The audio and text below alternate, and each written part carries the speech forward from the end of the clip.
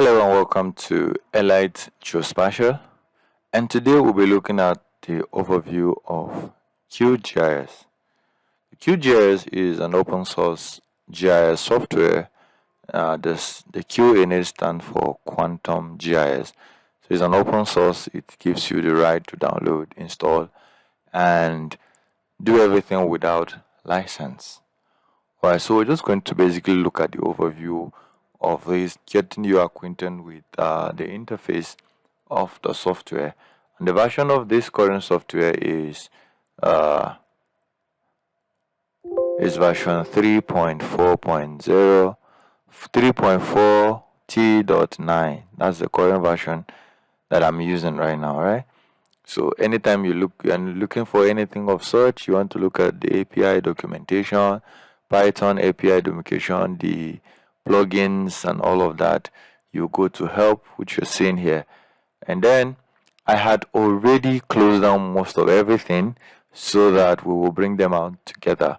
Now I will be starting up with, what if you want to bring out your toolbar, because you're supposed to have plenty tools here, so I've off all of them. So you just basically come to view, and then you come down here, you see toolbar. These are all the various toolbar that are available on QGIS. So anyone you bring, if you bring out the raster tool, is going to come out. So you see the raster tools here. If I go back and bring out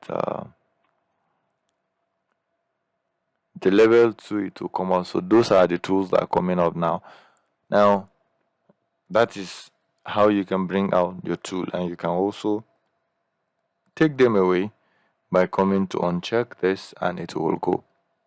Okay, so this will help you organize your workspace based on your liking and how you want it to be, so that it doesn't overcrowd anywhere and all of that. So the tools you need, you bring them. The ones you don't need, you remove them. Okay, so next we want to do the panels, various panels. We have like the browser. Now here is where all the browser stuff are. Now we have the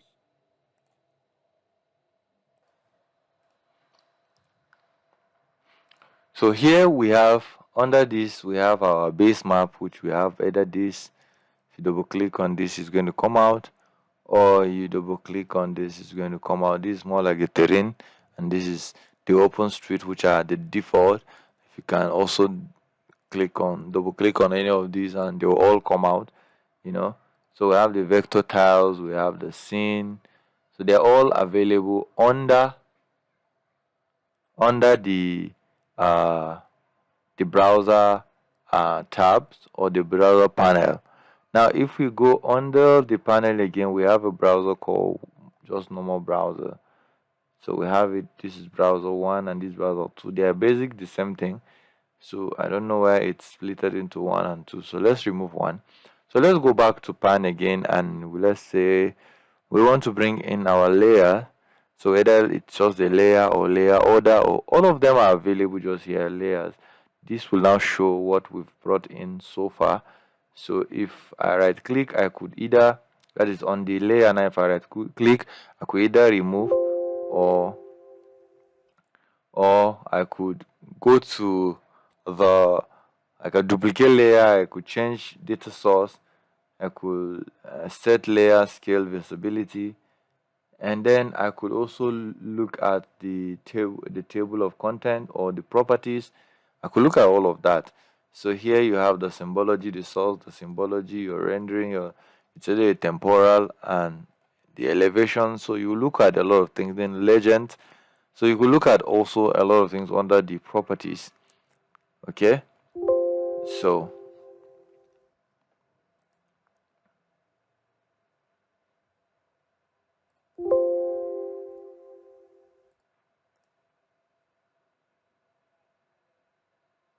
let's get them removed so that we could continue. Okay, so we also have under the view, under the toolbox, we have the project and all those other tools. Like I said, anything you're looking for, you just come down here and bring it up, so the tool will appear here. All right, so another thing is, you want to add anything to favorite, you just right click and click on add directory. and then you select the folder and you add it to favorite. It's gonna be there for you. So on the project, you want to create a new project. You want to create it from a create a new from template. If you have a template, you want to open the project. If it's a previous project you want to open, you open recent or open from either a geo package or a progress or Oracle. You could do that. You could also save. You could save as, save to, and then their properties you can import and export. You can new print layout, new report, all of that you can do them under here. Even the models you can do with the layout. You want to create a layout for whatever you want to do, you can do that from the project. The edit tab is where you can select. You have select by polygon, select by freehand, select by radius, select by value, select by expression, select all layers, select features from current active layer. So all of that can be done under the edit tab, and then you can also paste feature as a new layer, a vector layer, and then you have text annotation, form annotation, HTML annotation, SVG annotation. So under the view tab, we also have the 3D maps. You go to create a new 3D maps, and then you pan, you zoom in, zoom out, summarize, all of those things. You just need to check them through and see what are available on each. So the layer, now you can create a new layout under which you will be able to create shape files, create a geo package and all of that. Then also new GPX, something from all of these GPS coordinates or from the GPS. That's what is the GPX and all of that. So you can get that directly done here. And you can also georeference from the layer under this georeferencer. That will help you to georeference and all of that. Then the settings is where you looked at the interface customization, and then options to look at, okay, what I want. So you see, these are all the things you have. I don't know if you are going to, this is what will help you to save them on a default also, I don't know. So if use as default, I think so, use from layer. So if you use it as a default, anytime you bring anything here, that becomes the default coordinate system. This very one you just set now, but I think it's best to use the other one. So anything you set here will become like the default and all of that. So the plugins now, under the tool from here we have the plugin tabs, the toolbar. Yeah, we have the pan, not the, oh, it's on the toolbar. We have the plugin toolbox. So it should come out. Yes. Did it come out? Yes, the plugin toolbox. I've removed it. So now under the plugin, you have where you manage and install plugins. If you know QGIS very well, it's basically more of plugin based. You can download as many plugins to do virtually everything you want to do, because it allows community to build in their own plugins and all of that. So you can go to manage, and then it's connecting them to fetch repository and gives you all the plugins that you can see as many plugins. You just select the one that will do what you want to do and then download it. Okay, batch GPS importer, batch this, batch that. So as many plugins are available here. So he used those plugins. These are the ones that are not installed. You can also install from zip. You can also set, and then these are all plugins and all of that. So I have quite a number of some also. These are the plugins I have installed for what I want to do, but quite a number of plugins can be installed and all of that. So this is where you manage and install whatever you want to do, and that will be all. We have an artificial intelligence forecasting, remote sensing. So this is, that tab will help you do all of that. So the vector layer, we have the geoprocessing tool, as you know from ArcGIS, where you do buffer, you clip, convex hull.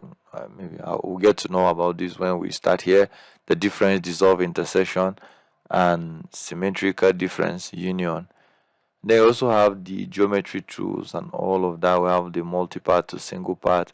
We have the linear triangulation, polygon to line. All of that can be done here. Then analysis, where we count points in polygon, linear intersection, mean coordinate, nearest neighbor. All of those lines that you will get them at the vector and all of. So we have the data management tool, which is create spatial index, vector match vector layers, reproject layers. All of these are been programmed under the vector layer. And then the raster, we have the raster calculator, just as in ArcGIS and in any other of the GIS software. Then we have the analysis where we do aspect, field node data, basically where you bring in a Landsat imagery, especially Landsat 4 that has Landsat 7, sorry, that has scan line errors, which you'll be able to fill this using the analysis tab, and then go to field node data. You'll be able to do that. And then we have the grid, we have the inverse distance to a power, we have the hill shade, we have near black, proximity, roughness, steep slope, topographic position index, TPI, sorry.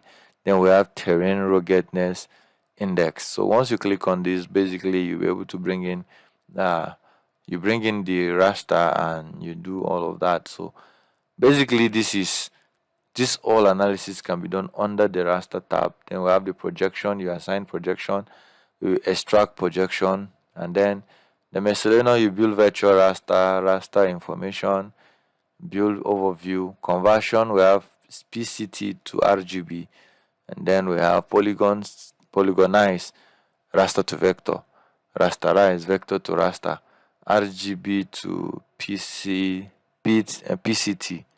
and then translate, convert format, align, raster. All of those are under this place. You get to position all of these things.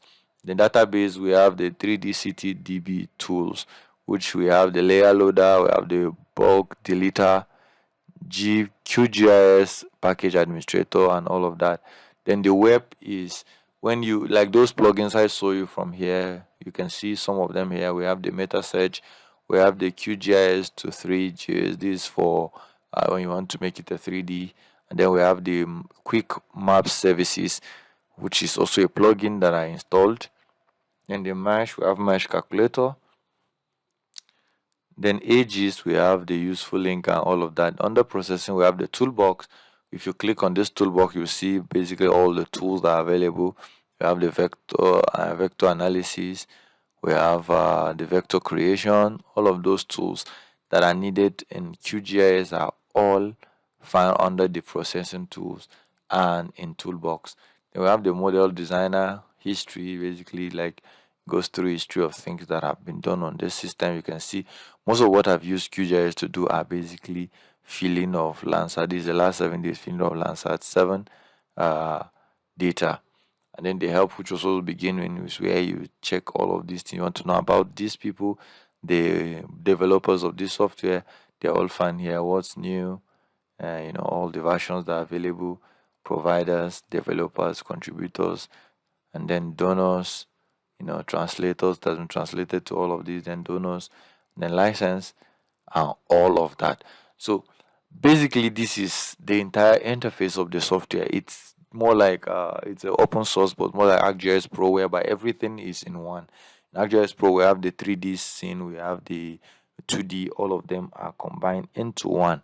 So it's the same thing here. So all of these are part and parcel of what you will be able to use QGIS to do. Is actually, especially for those who wants to, it's either an NGO individual who want to use a software without having to worry about license.